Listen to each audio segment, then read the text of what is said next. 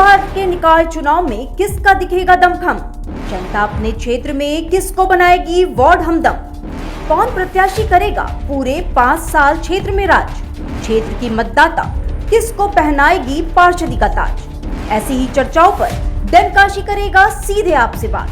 क्षेत्र की मूलभूत समस्याओं को दूर कर कौन बिछाएगा अपनी बिसात? बेबाक सवालों से जनता व प्रत्याशियों से डनकाशी करेगा मुलाकात। तो देखना न भूले नगर निकाय चुनाव पर डनकाशी का खास प्रोग्राम थर्मामीटर।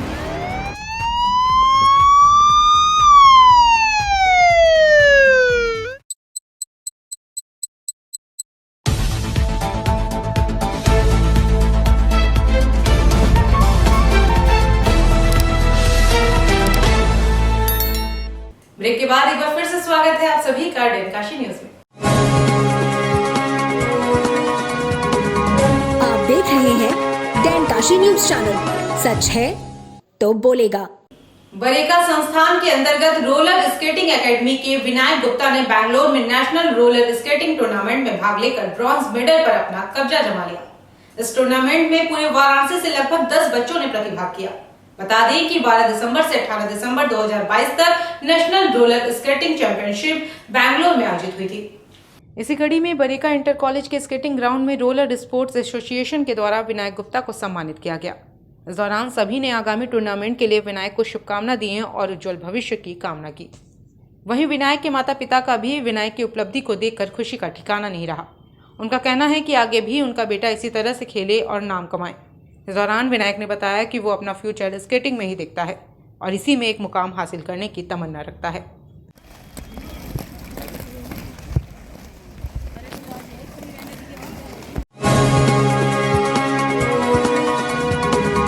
आप देख रहे हैं डनकाशी न्यूज चैनल, सच है तो बोलेगा।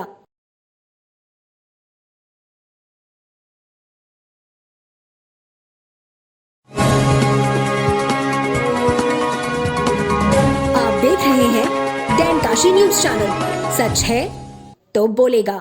अमर शहीद हेमू कालानी की जन्म शताब्दी के 100 वर्ष पूरे होने के उपलक्ष्य में उनकी शहादत दिवस के अवसर पर इस्माइल परिवार सिंधी सेवा समिति द्वारा सिंधी धर्मशाला ट्रस्ट स्थित अमर कॉन्वेंट स्कूल में अमर शहीद हेमू कालानी जी की प्रतिमा पर माल्यार्पण व दीपदान के साथ श्रद्धांजलि अर्पित कर उन्हें याद किया गया।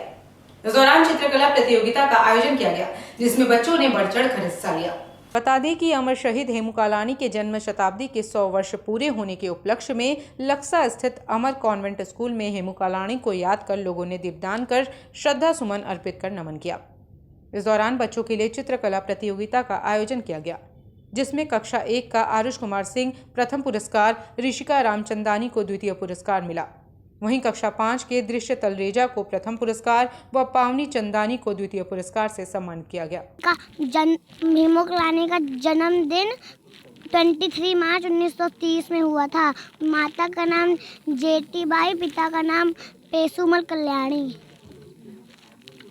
इस्माइल परिवार सिंधी सेवा समिति। आज क्या आज जो है अमर शहीद हेमू कालानी जी का शहादत दिवस था। उस पर हम लोगों ने श्रद्धांजलि सभा और बच्चों के लिए चित्रकला प्रतियोगिता और हेमू कालानी जो हम लोग के देश के लिए शहीद हुए उनके बारे में हम लोगों ने सभी बच्चों को बताया कि कैसे हमारा सिंधी समाज भी देश के आज़ादी में अपना बलिदान दिया, उसके बारे में जानकारी दी हम लोगों ने। कहाँ से बच्चे आए थे? बच्चे अपने इस्माइल परिवार सिंधी सेवा समिति के सदस्य के बच्चे भी थे और पूरे सिंधी समाज के बच्चे भी। हमारे शहीद हेमू कालानी जी की स्मृति में इस्माइल परिवार सिंधी पंचायत समिति सेवा समिति की तरफ से 40 बच्चों का प्रतियोगिता प्रोग्राम रखा गया है। इसमें बच्चों से क्वेश्चन आंसर किए गए और बच्चों ने उसके बहुत अच्छे से अपनी सिंसियरिटी से जनरल नॉलेज के हिसाब से अच्छा ज्ञान सब बच्चों को है और अच्छे से ये प्रतियोगिता इनके द्वारा संपन्न की गई। कहाँ से बच्चे आए थे और कितने बच्चे? बच्चे पूरे सिंधी समाज के बच्चे हैं। सब संस्थाओं से जो सदस्य जुड़े हुए हैं उनके परिवार से भी हैं और ऐसे भी सिंधी समाज से सारे बच्चे आए हैं और बच्चों को भी बहुत आनंद आ रहा है। इस तरह की प्रतियोगिता बराबर होते रहनी चाहिए। समाज के लिए क्या संदेश देंगे इसके विषय में? समाज के लिए ये संदेश है कि हमारे कल्चर में जो हमारी सिंधी संस्कृति है, हमारे माँ बाप का नाम क्या है, उनके बड़ों के हमारे पास संस्कार क्या हैं, सिंधी समाज के इष्ट देव वरुण देव झूलेलाल जी हमारे गुरु हैं और सारी जानकारी उनको बच्चों को उसी माध्यम से दी गई।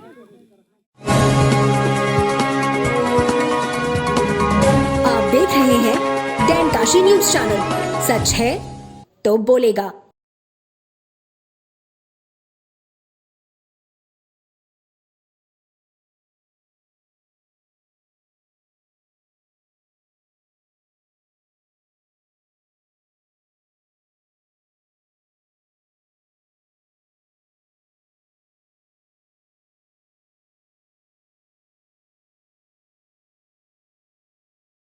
एनएस प्रीमियर लीग का आयोजन नारायणपुर सुसुवाही में बीते 12 जनवरी से चल रहा था, जिसका समापन रविवार को कर दिया गया।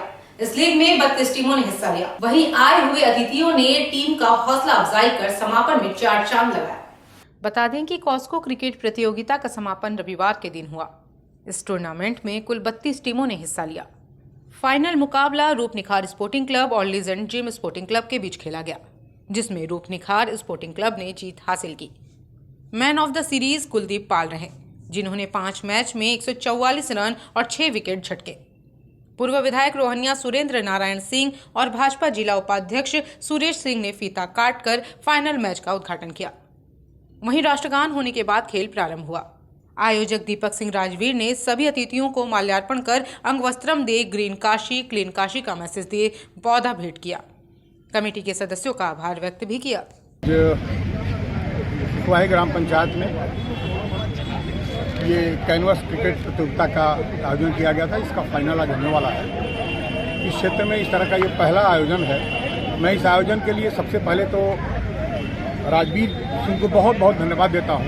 उन्होंने इस क्षेत्र में जहाँ हिंदुस्तान के खिलाड़ी दुनिया में अपना नाम रोशन कर रहे हैं, वहीं उन्होंने आज इस तरह का गेम का आयोजन करके, कई दिनों से गेम चल रहा है, सफल आयोजन करके इस क्षेत्र में एक नई नौजवानों के लिए उत्साह वर्धन का काम किया है। निश्चित तौर पर इस क्षेत्र के सभी खिलाड़ी जितने भी इन्होंने भाग लिया इसमें, उन सबको भी बहुत बहुत धन्यवाद देता हूं कि वो आगे चल के प्रदेश और देश की टीम में अपना नाम रोशन करेंगे। इसी तरह छोटे छोटे आयोजन करने से क्षेत्र में एक उत्साह आता है और खिलाड़ियों में जोश, नया जोश आता है।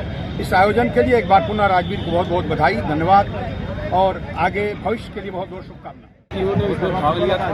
25 टीमों में 16 मैच के फर्स्ट राउंड में, 8 मैच के सेकंड राउंड में, 4 मैच सेमीफाइनल के, उसके बाद 2 क्वार्टर फाइनल 4 मैच, फिर 2 मैच सेमीफाइनल। आज फाइनल होने जा रहा है। इसमें लीजेंड जिम सुसुवाही और रूपनिखार स्पोर्टिंग क्लब सुंदरपुर फाइनल पहुंची है। इनके बीच में फाइनल होगा। जो फर्स्ट आएंगे, जो सेकंड आएंगे, उनके लिए प्राइज में क्या रखा गया है? 30,000 रुपये रनर अप के लिए है, 30,000 रुपये विनर के लिए, मैन ऑफ द सीरीज, उसके साथ ही तमाम उपहार और ट्रॉफियाँ हैं। सभी खिलाड़ियों को आप क्या संदेश देना चाहेंगे अपनी तरफ? हमने सुसुवाही नारायणपुर में पहली बार आयोजन करा है, लेकिन पहली बार आयोजन में जिस तरीके से हमारी कमेटी के जितने भी सदस्य हैं, जिस तरीके से उन्होंने मेहनत की है, एक सफल आयोजन कराया है। हजारों दर्शकों के बीच में उनको जो खेलने का मौका मिल रहा है, मैं यही चाहूँगा कि आप हजारों दर्शकों के बीच से, लाखों दर्शकों के बीच में प्रदेश और देश में जाकर के नाम रोशन करें। इसके लिए हम सभी को बहुत बहुत धन्यवाद देते हैं और शुभकामनाएं देते हैं। तो हर साल दीपक जी ऐसे प्रोग्राम होंगे आपकी तरफ से? ये युवा दिवस के दिन आयोजित हुआ, हर साल आयोजित की जाएगी। बलिया के जिला अस्पताल रोड पर शनिवार की देर रात ट्रैक्टर की चपेट में आने से पालतू कुत्ते की मौत हो गई। आक्रोशित मालिक ने हंगामा खड़ा कर दिया। खनन कर आ रहे 4 ट्रैक्टरों को रोका गया। मौका देख चालक भाग निकले। सूचना के कई घंटे बाद पहुंचे कोतवाल ने ट्रैक्टरों को कब्जे में ले लिया। स्थानीय लोगों ने पुलिस की संलिप्तता में दियाली क्षेत्र में अवैध खनन का आरोप लगाया। बता दें कि अस्पताल रोड निवासी अनिकेत सिंह पालतू कुत्ते आर्यन के साथ टहल रहे थे। इसी दौरान नदी किनारे से बालू खनन कर सिविल लाइन की तरफ तेज रफ्तार से जा रहे ट्रैक्टर की चपेट में आने से कुत्ते की मौत हो गई। स्थानीय लोगों ने ट्रैक्टर को पकड़ लिया। पिछले दिनों कुत्ता आर्यन गोरखपुर में आयोजित डॉग शो प्रतियोगिता में अव्वल आया था। पालतू कुत्ते की मौत से परिजन आक्रोशित हो गए। सभी ट्रैक्टरों को रोक दिया गया, जिससे जाम लग गया। मौके पर पहुंचे कोतवाल राजीव सिंह ने सभी ट्रैक्टरों को हिरासत में ले लिया और लोगों को शांत कराया। वहीं जिस ट्रैक्टर की चपेट में आने से पालतू कुत्ते आयरन की मौत हुई थी, उस ट्रैक्टर चालक पर संबंधित धाराओं में मुकदमा दर्ज कर पुलिस विधिक कार्रवाई में जुट गई है। कुत्ता था वो? जी, मेरे कुत्ते का नाम था आयरन, जो कि डॉबरमैन प्रजाति का था और वो जिस ब्लड लाइन का था, जो कुत्तों के शौकीन हैं वो ब्लड लाइन के बारे में जानते होंगे, वो ब्लैक कॉन्डो लाइन का मेल था, जो कि इंडिया में आज के डेट में बहुत ही रेयर ही मिल पाता है। और अभी लास्ट 12 तारीख को जनवरी में हर साल गोरखपुर महोत्सव में डॉग शो का आयोजन होता है पशुपालन विभाग गोरखपुर द्वारा। वो उसमें बेस्ट इन ब्रीड का खिताब जीत के आया था, जिसमें पूरे उत्तर प्रदेश से कुत्ते आते हैं। उसमें उसने उस ख्याति को प्राप्त किया। जी, कल रात क्या हुआ कुत्ते के साथ? जी, कल रात मैं रोज़ की तरह अपने कुत्तों को टहलाने ले गया। मैंने 4 कुत्ते रखे हैं और मेरा जो बाकी कुत्ते घर आ गए, आयरन टहल रहा था, तब तक सामने से एक अनियंत्रित ट्रैक्टर ने उसे कुचल दिया। वो भी रॉन्ग साइड आके, ट्रैक्टर बाएं तरफ था, मेरा कुत्ता दाहिने तरफ था, रोड के बाहर खड़ा था। उस ट्रैक्टर ने उसे कुचल दिया।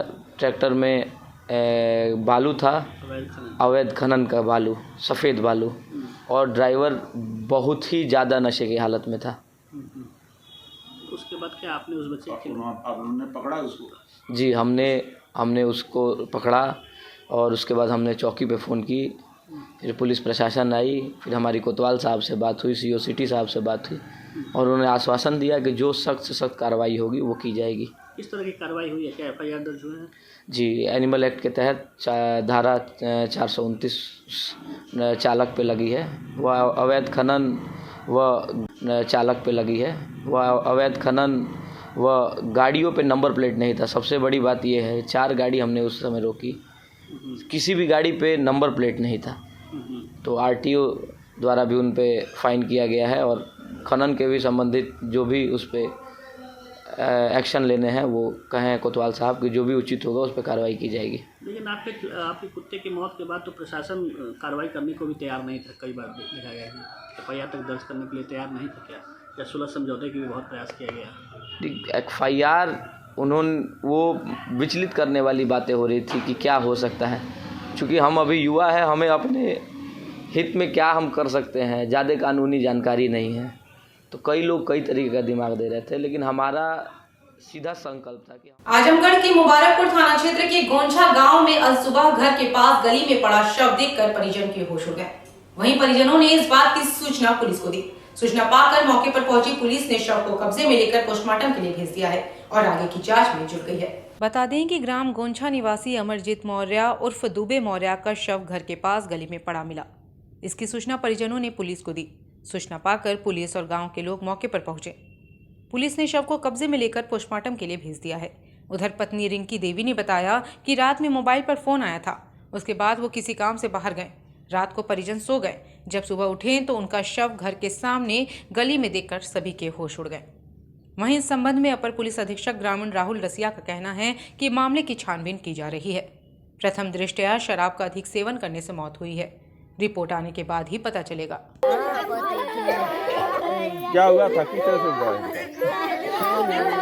कुछ पता है आपको?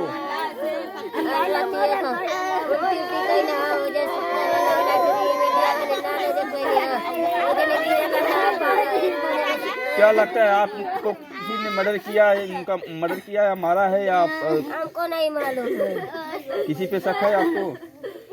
शाम को आए थे, वो बोले थे ईटा को पैसा लिए थे, तो बोले कि ईटा दे दे, तो पैसा दे, घर तोड़वा को।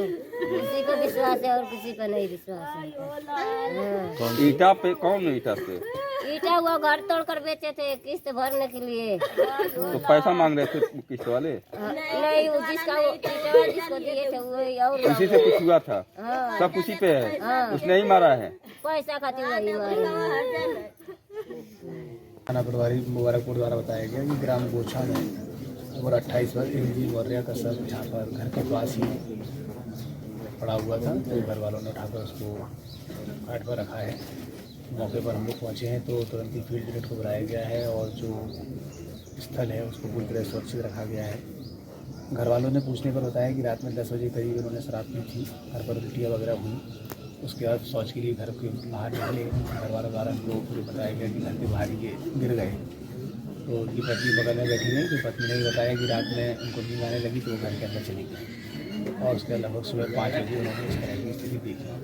तो अब आधे चेहरे पर मांस नहीं है ना, तो इस तरह का है। बाकी इसमें पंचायतनामा पोस्टमार्टम कार्रवाई क्या आकांक्षा लगाई जा सकती है? अभी तो कंक्रीटली कहना कठिन है, लेकिन सभी पंचायतनामा कराया जा रहा है, पोस्टमार्टम कराया जाएगा, उससे स्थिति पूरी और क्लियर होगी। अब वक्त है एक छोटे से ब्रेक का, तब तक बने रहिए डैनकाशी न्यूज के साथ। आप देख रहे हैं डैनकाशी न्यूज चैनल, सच है तो बोलेगा।